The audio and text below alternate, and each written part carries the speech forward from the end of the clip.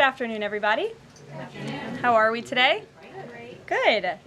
During his inaugural address, President Trump promised that America would be a manufacturing nation once again, and liberal pundits mocked him for it. But those critics were proven wrong once again. On the heels of President Trump's Oval Office meeting with Apple CEO Tim Cook last week, Apple just announced its largest ever commitment to American jobs and industry, with plans to spend and invest more than $500 billion in America over the next 4 years.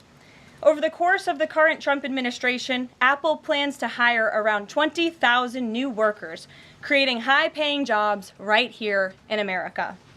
And the investment isn't limited to one specific region of our country. Apple teams and facilities will expand all over our country in Arizona, California, Iowa, Nevada, North Carolina, Michigan, Oregon, Texas, and Washington. With President Trump in charge, America is open for business. Apple CEO Tim Cook said it best in the company's announcement: "We are bullish on the future of American innovation." On top of this incredible Apple announcement, President Trump already announced more than $1 trillion in pledged investments into the United States. And on another important note that the American people entrusted President Trump to fulfill, this administration's efforts to seal the border continue to prove extraordinarily successful. In President Trump's first month back in office alone, illegal border crossings hit lows not seen in decades, down 94% over the past year, while interior arrests are up 134%. And this past Saturday, this is a significant statistic that I wanted to share with all of you, there were only 220 illegal border crossings on Saturday. This is a 15-year low.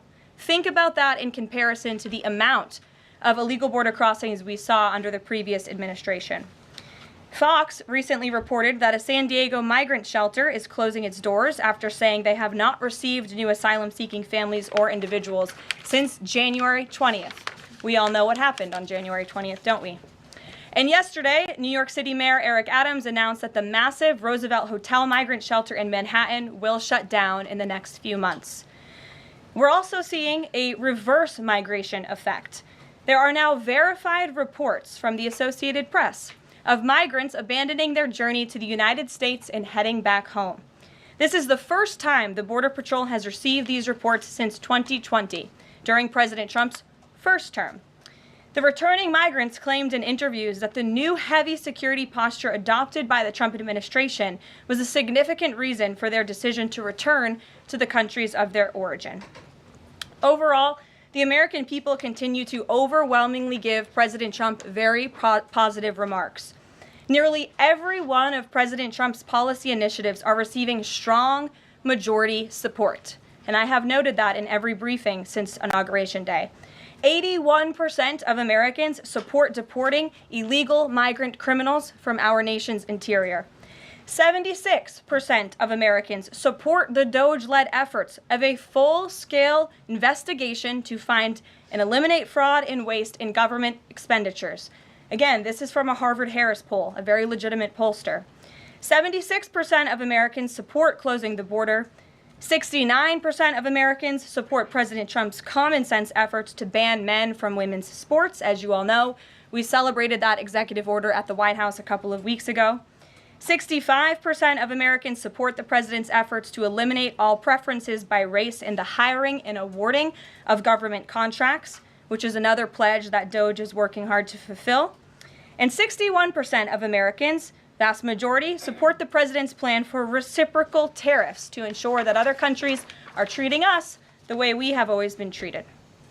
Despite what many Democrats and media members want you to believe, the Trump agenda is not only necessary, but it is overwhelmingly popular. Why? Because it's driven by common sense. And finally, as you all saw yesterday, a federal judge denied the Associated Press's emergency motion for a temporary restraining order against myself, our Deputy Chief of Staff Taylor Budowich, and our Chief of Staff Susie Wiles for our decision to remove the Associated Press from the White House press pool for certain and special events. The judge's ruling, upholding our decision to deny the Associated Press such privileged access, reinforces the truth. And it reiterates what I said from this podium last week when that suit was filed. Asking the President of the United States questions in limited spaces, such as the Oval Office in Air Force One, is a privilege that unfortunately has only been granted to a few. It is not a legal right for all. The Trump administration has already proven to be the most transparent ever, and this president, the most accessible in history. This is evidenced by President Trump's daily press conferences in the Oval Office, where he takes many questions from the journalists who have the honor and privilege of standing before the beautiful Resolute desk. The president and this entire White House are committed to ensuring the American people continue to receive this same level of historic transparency, access, and visibility. In fact, we want to double down and give even greater access to the American people. We want more outlets and new outlets to have a chance to take part in the press pool, to cover this administration's unprecedented achievements up close, front and center. As you all know, for decades, a group of DC-based journalists, the White House Correspondents Association, has long dictated which journalists get to ask questions of the President of the United States in these most intimate spaces. Not anymore. I am proud to announce that we are going to give the power back to the people who read your papers, who watch your television shows, and who listen to your radio stations. Moving forward, the White House press pool will be determined by the White House press team. Legacy outlets who have participated in the press pool for decades will still be allowed to join, fear not, but we will also be offering the privilege to well-deserving outlets who have never been allowed to share in this awesome responsibility. Just like we added a new media seat in this briefing room, legacy media outlets who have been here for years will still participate in the pool, but new voices are going to be welcomed in as well. As part of these changes, we will continue the rotation amongst the 5 major television networks to ensure the president's remarks are heard far and wide around this world. We will add additional streaming services which reach different audiences than traditional cable and broadcast. This is the ever-changing landscape of the media in the United States today. We will continue to rotate a print pooler who has the great responsibility of quickly transcribing the president's remarks and disseminating them to the rest of the world. And we will add outlets to the print pool rotation who have long been denied the privilege to partake in this experience, but are committed to covering this White House beat. We will continue to rotate a radio pooler and add other radio hosts who have been denied access, especially local radio hosts who serve as the heartbeat of our country. And we will add additional outlets and reporters who are well suited to cover the news of the day and ask substantive questions of the President of the United States, depending on the news he is making on that given day. This administration is shaking up Washington in more ways than one. That's what we were elected to do.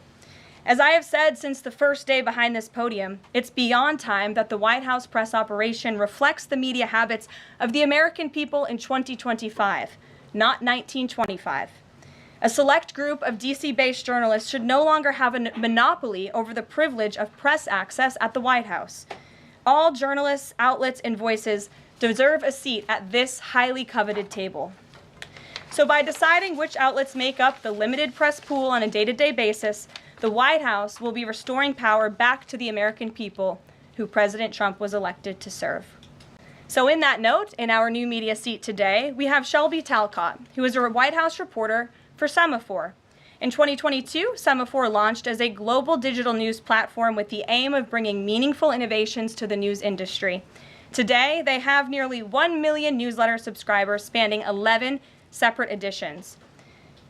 With that, Shelby, I will take your questions. Thanks, Caroline. I've got 2 for you. One on foreign policy. Over the weekend, the president's special missions envoy, Rick Grenell, was talking about Venezuela, and he said that the president isn't someone who wants regime change. Other administration officials have made clear that they don't see Maduro as the rightful leader. What is this administration's policy on a new government in Venezuela? I think the president has made his position on Venezuela quite clear. He stands in opposition to the Maduro regime, and Secretary Rubio has spoken on this extensively as well. And then on Doge, last night Elon Musk said that a failure to respond a second time will result in termination. Will there be additional rounds of the "what did you do this week" email from Doge to federal workers? And what's the guidance on the federal workers who've been instructed by their agencies not to reply? So a couple of things on this. First of all, let's just take a step back and talk about this idea. The president sent out a truth last weekend to Elon Musk saying he loves everything Elon is doing and he wants him to be even more aggressive because Doge thus far has proven incredibly successful in making our government more efficient. And so Elon and Doge came up with this idea. Elon has implemented this at his private companies. It has proven successful. And it's a very simple idea when you think about it. All the Office of Personnel Management is asking, all this administration is asking, President Trump is asking, is for federal workers who live off of the American taxpayers' dime to send 5 bullet points of what they have done in the previous week. That is all we are asking for. And so the Office of Personnel and Management sent out additional guidance last night. Those responses should be directed to agency leadership, and the president defers to his cabinet secretaries, who he's obviously entrusted to pursue the guidance relative to their specific workforce. And for some of the agencies that you've seen who have said, please don't send these emails, it's in their best interest for that specific agency, and the president supports that. And let me be very clear, the president and Elon, his entire cabinet, are working as one unified team, and they are implementing these very common sense solutions. You're welcome. Jackie. Thank you. One follow-up on the question. So about the deadline, Alina Habba said that you have until tonight. Elon Musk said a failure to respond a second time would result in termination. So is that a real deadline? Should federal workers be looking to that guidance, or should they be looking to the agency heads? Like, what is the actual deadline?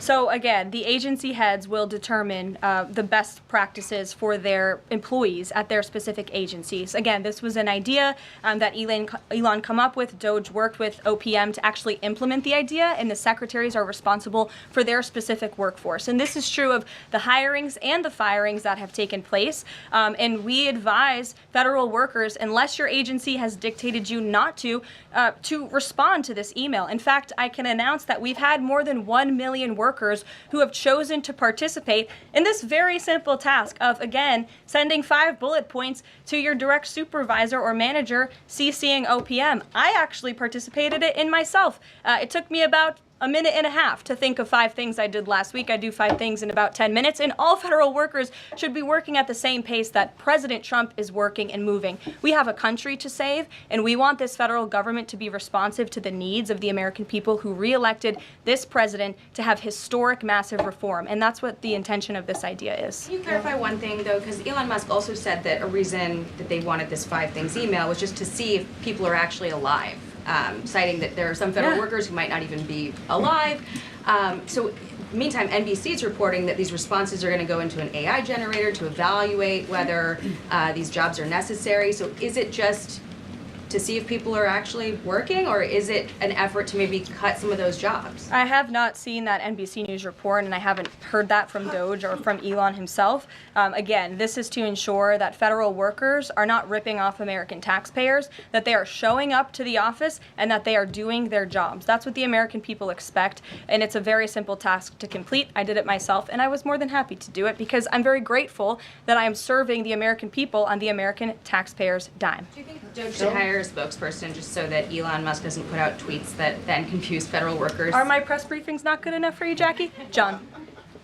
Carolyn, thank you. In the ruling by Judge McFadden yesterday, who dismissed the lawsuit that AP brought against yourself and your team members here, President Trump, in there he said, why not just do away with the entire White House Correspondents Association along with it, because essentially they have no authority, they just usurped it. What is your reaction to that?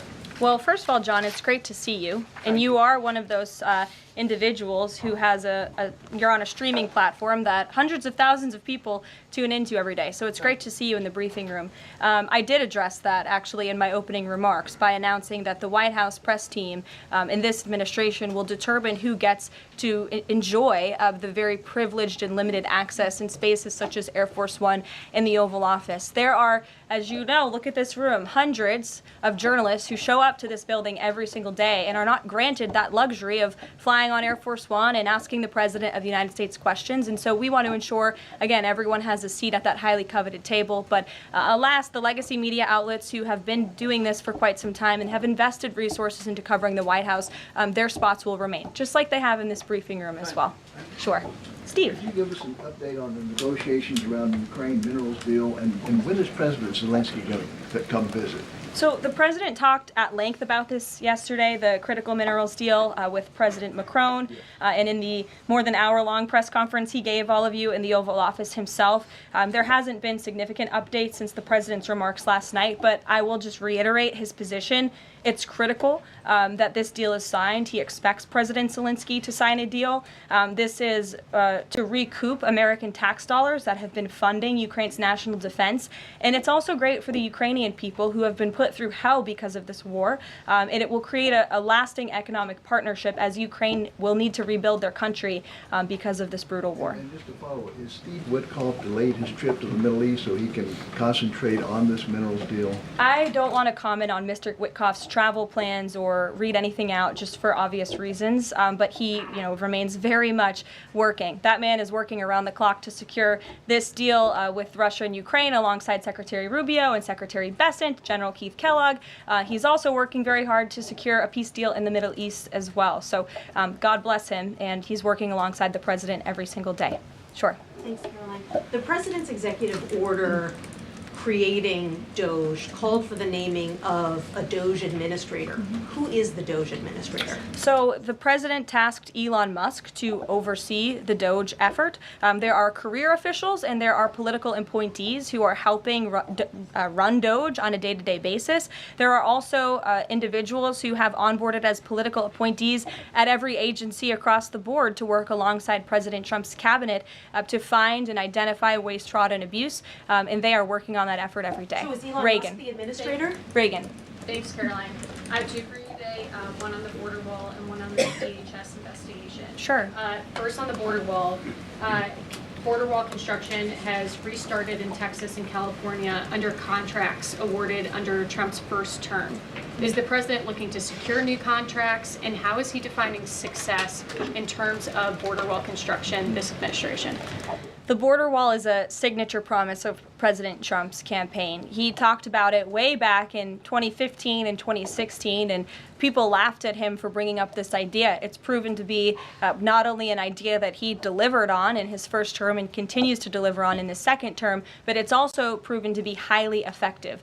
In fact, we know where there were parts of President Trump's border wall built and standing under the previous administration, illegal border crossings dropped 87% where there was a border wall. So the wall is an incredible deterrent factor for illegal migrant caravans. The president is committed to the continuation of the construction of the wall. And the previous administration actually sold off the resources that the Trump administration secured to build the wall. And that's an egregious misuse of the American taxpayers' money. They just let those resources rot on the southern border. They actually sold them for pennies on the dollar. So this administration, DHS and ICE and Customs and Border Patrol and Tom Homan and all of the great people who are working on this effort are committed to continuing the construction of President Trump's border wall. DHS investigation into people who might be leaking within the administration.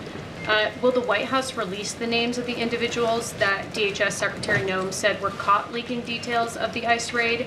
And can you share how many leakers have been caught so far and what agency they were a part of?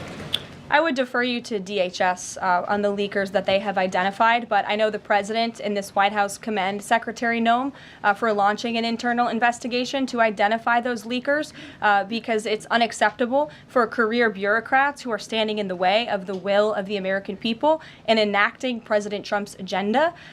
If they don't want to adhere to the will of the 77 million Americans who reelected President Trump, then they should go find another job. And if they continue to leak information, especially information that is critical to protecting Border Patrol agents and ICE agents who are out there doing jobs that not many people are willing to do, putting their lives on the line to protect our national security, then those individuals absolutely should be fired. And this administration is committed to finding them. Sure. Caroline, two questions for you. One related to Guantanamo Bay, the other to the White House Correspondents' Dinner. I wanted to get your response to some Washington Post reporting of the migrants who stayed over at Guantanamo Bay for the last 2 weeks. They told the Post they were rarely let outside. They were shackled and placed in what they described as cages and alleged that they were not treated as human beings. Does the White House have any response to those conditions? At Guantanamo Bay?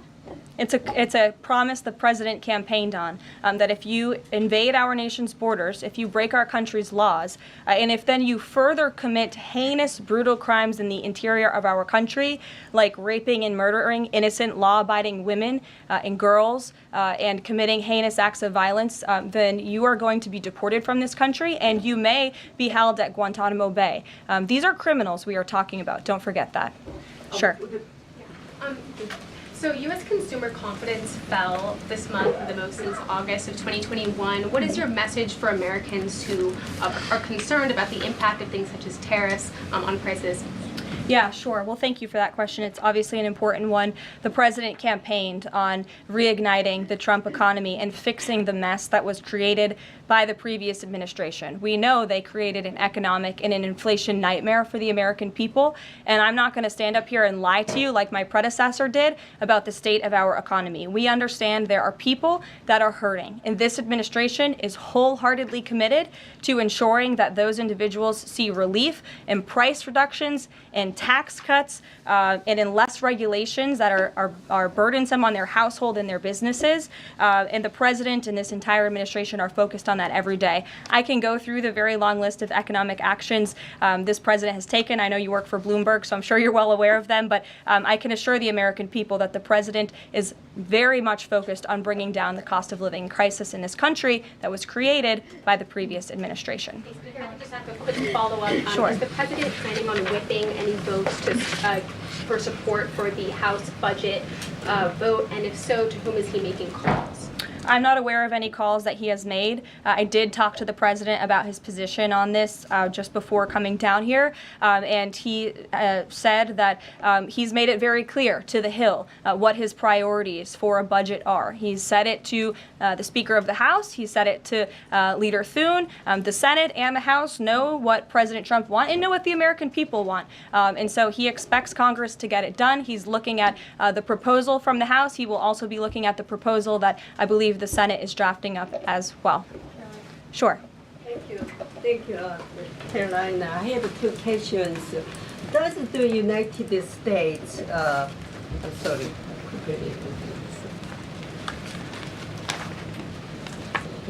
Well, why don't you identify your question and I'll come back to you. Sure, go ahead. So, what guarantee that Israel will withdraw from Lebanon soil after 2 weeks, as the ceasefire terms indicates? I'm not sure about the guarantee that you're referring to. I can tell you that this administration remains very much engaged. We know the deadline for the Phase 1 ceasefire is imminent. So Steve Witkoff, whom I mentioned earlier, and the president's administration and his team and the president himself remain very much engaged. We want to see the ceasefire continue, and the president has made it very clear he wants to see all of the hostages who have been held in captivity in Gaza returned home. Jeff. Carolyn, I was wondering if, is Elon Musk going to attend the president's first cabinet meeting tomorrow? He is, as a matter of fact. I spoke to the president about that before coming down here as well. And Elon, considering he is working alongside the president and our cabinet secretaries, this entire administration will be in attendance tomorrow just to talk about DOJ's efforts and how all of the cabinet secretaries are identifying waste, fraud, and abuse at their respective agencies. We look forward to the meeting tomorrow, and I think you'll be hearing from the president and his cabinet where they're on campus tomorrow. I hope you guys are excited. So some of those cabinet members were caught off guard by the email. Nobody from was caught Saturday. off guard. A few departments said they were caught off guard. The FBI was, the DOJ was. Did anonymous sources say that, or did the cabinet secretary say that? The cabinet secretaries and others have said that they were not aware that this was happening. So I'm wondering, like, will there be a give and take tomorrow at the cabinet meeting? Is Elon Musk or the president open to any type of dialogue about who is actually in charge of the chain of command of these workers? I would reject the premise of your question, Jeff. The cabinet secretaries have not said that. I know anonymous sources, probably career bureaucrats, have leaked that to many of you in this room. But as I said at the beginning of this press conference, everybody is working as one team, and the president respects the decisions of his cabinet secretaries to tell his staff, their staff, not to respond to that email because they did so out of interests of national security, and they don't want to obviously risk confidential information. It's pretty common sense. Dasha. Musk has obviously been doing a lot of work. He's been working every day, and a lot of the time weekends. He is designated as a special government employee, which means that he can only work 130 days per year. Is the White House expecting him to limit his work to 130 days, or are you going to work around those rules? Do you want to see him extend beyond the 130 So today is February 25th, so I think we've been here about 35 days roughly. So ask me in another 100 days. Daniel. Caroline, thank you. You opened up with a major announcement from Apple, $500 billion, 20,000 jobs, doubling its advanced manufacturing fund. Yeah. What does that signal that such a global brand would make what it called its largest ever spend commitment just a month into President Trump's second term? What does that signal about his economic vision for the country? President Trump is a deal maker, and he has restored confidence in business leaders around this entire world. Apple is one of the largest companies on the face of the planet. They employ hundreds of thousands of Americans, but the president wants to see more Americans employed, more investments here in the United States of America. And this is another fulfillment of the president's campaign promises. I recall President Trump at his rallies on the campaign telling the world that if and when I am elected, America is going to be back, and we want your investments to be driven onshore. We want you to hire American workers, and you will have the lowest regulatory burden, the lowest tax cuts, and the president has already proven he's committed to slashing regulation. He's counting on Congress to implement those tax cuts. And so people are encouraged by the president's, again, as Tim Cook called it, they're bullish about American innovation because of the leadership of this president. And it's a stark contrast to the leadership of the previous administration, Joe Biden, who I don't think spent any time trying to recruit any investments or jobs here at home. Mary. We're hearing from some Republicans who are voicing concerns about how these cuts are being carried out. Congressman McCormick, a Republican from Georgia, tells us he's worried it's too rapid for real people to adapt to. And he says he's concerned that it could come off as discompassionate, in his words, that it could risk undercutting the strong message that he feels you're trying to send about the need to cut government waste. Well, I think that was one comment from one senator, and I think, as I cited in my opening remarks in the poll, the most important people are the American people, and 77% of Americans at home support a full investigation into the waste, fraud, and abuse that the federal government has been spending their tax dollars on. So that's the people the president cares about most, and that's why we're fulfilling this pledge. And again, it should come as no secret to anybody. The president campaigned on doing this. The president yesterday said if you don't respond to this email, you will be fired or semi-fired. What does he mean by that? Again, I've been asked to answer this question 3 times now. It is semi-fired. But it's in the memo. The president again has entrusted his cabinet secretaries to oversee their workforce. That's why he nominated them to be cabinet secretaries, and so federal workers can be directed to their agency leadership. Sure. Great, thanks, Caroline. I wanted to ask about a federal judge yesterday was saying that they didn't know who the DOJ administrator was and was asking the lawyer for the administration who it was, and the lawyer responded, I don't know the answer to that. Can you tell us who the administrator of DOJ is? Again, I've been asked and answered this question. Elon Musk is overseeing DOJ. No, Elon Musk is a special government employee, which I've also been asked and have answered that question as well. There are career officials at DOJ. There are political appointees at DOJ. I'm not going to reveal the name of that individual from this podium. I'm happy to follow up and provide that to you. But we've been incredibly transparent about the way that DOJ is working. John. The Republican budget. Thanks, John. Thanks a lot, Caroline. Since your last briefing, there have been some personnel moves that have been announced by the president, and I wanted to ask you about them. One was the president replacing the chairman of the Joint Chiefs of Staff, General C.Q. Brown Jr. What was the reason for the president naming a replacement for General Brown? And then I'll follow up with another personnel announcement that's been made over the last few days. He thinks he's doing a bad job, and it's time for a shakeup at the Pentagon. They failed 7 audits in a row. The trust in our United States military amongst the war fighters is low. The president is shaking up the Pentagon and the Department of Defense, of course, with Secretary Hegseth leading, and he has the right to do that. It's actually quite common from administration to administration to do such a thing. The president, when he swore him in as the Chief of Staff for the Air Force, called him a great man and a great gentleman. Does he distance himself from the remarks that he made back in August of 2020? I think replacing him speaks for itself. And then James. There's one other one, if I'm sorry, thank you. On the FBI, the president also announced a new deputy director of the FBI, Dan Bongino. From what has been reported, and maybe this is not accurate reporting, you can tell me, the FBI director, Kash Patel, informed Republican senators that it would be an individual named as the deputy who was a special agent currently at the FBI, and of course Mr. Bongino is not. What was the reason for naming Mr. Bongino to this position, and was Mr. Patel not correct in making that assurance to those senators? I'm not sure if anybody in this room has listened to Mr. Bongino when he talks about the past corruption at the FBI, when he talks about his experience serving for the United States Secret Service.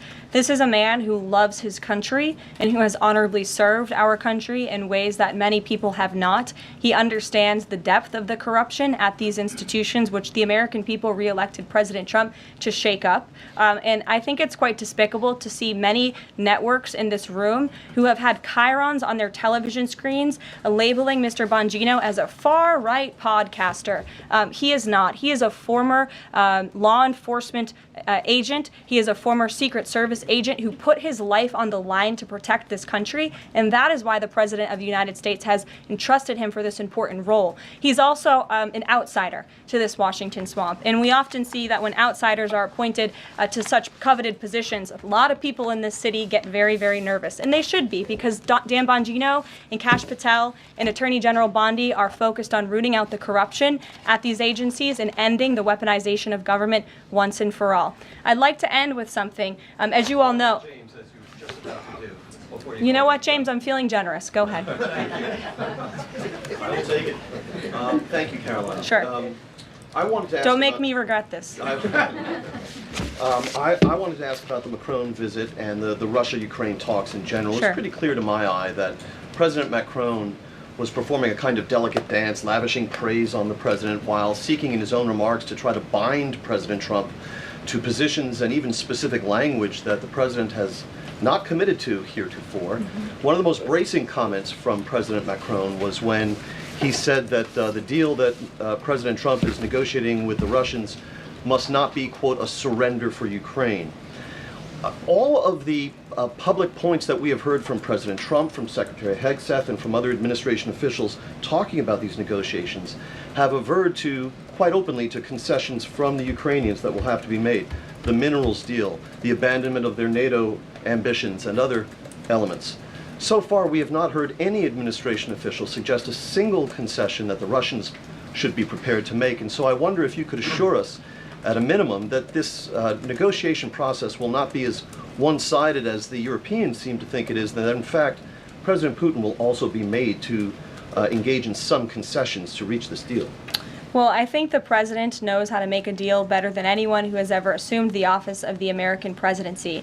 And in order to make a deal, you have to bring both sides to the table. And typically, when you make a good deal, both sides leave that table a little bit unhappy. I'm not going to outline the concessions that the president and his team are engaged in discussing. These are obviously ongoing negotiations, and it would be unwise of me to impede them from this podium. But the president has made significant improvements in ending this conflict. He is committed to seeing an end to the war. He wants to see the bloodshed and the killing stopped. He wants to stop seeing young men being killed and slaughtered. This has been going on for far too long. The president inherited this mess because of the incompetence of the previous administration, and he's committed to fixing it. And he's made, some of those concessions clear, but I'm not going to get ahead of him on additional ones. But he is wholeheartedly committed to striking a peace deal in Russia and Ukraine, also in the Middle East. Thank you very much, guys. Good to see you. We'll see you later. Thank you.